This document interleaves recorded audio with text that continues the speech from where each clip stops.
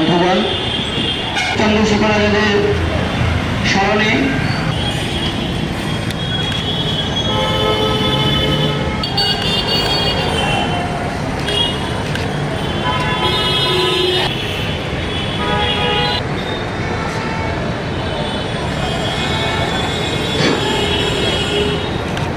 এখন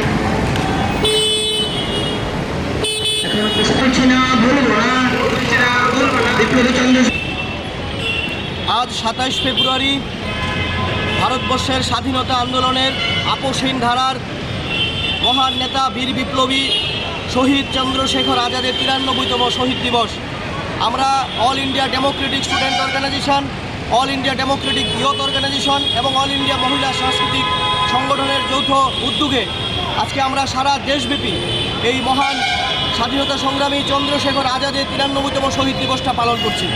আজকের এই সমাজ ব্যবস্থায় আমরা লক্ষ্য করছি শাসক সম্প্রদায় যারা আমাদের দেশের প্রকৃত ইতিহাসের কথা বলে আজকে যারা স্বাধীন দেশের জন্য নিঃস্বার্থভাবে যাদের জীবনকে উৎসর্গ করেছিলেন, শহীদ চন্দ্রশেখর আজাদ থেকে শুরু করে রামপ্রসাদ বিসমিল, ভগৎ সিং, সুখদেব, রাজগুরু, ক্ষুদিরাম বোস, তাদের জীবনের যে আত্মত্যাগ, সেই আত্মত্যাগ আজকের জীবন কাহিনী আজকের ইতিহাস বইয়ের মধ্যে নেই। ছাত্র যুব সমাজ তাদের জীবন কাহিনী সম্পর্কে জানে না। ফলে আজকের এই বিপ্লবী চন্দ্রশেখর আজাদের যে জীবন উৎসর্গ করেছিলেন স্বাধীনতার বিনিময়ে, সেই জীবনকে ছাত্র সমাজের মধ্যে নিয়ে যাওয়া আজকে একান্ত প্রয়োজন।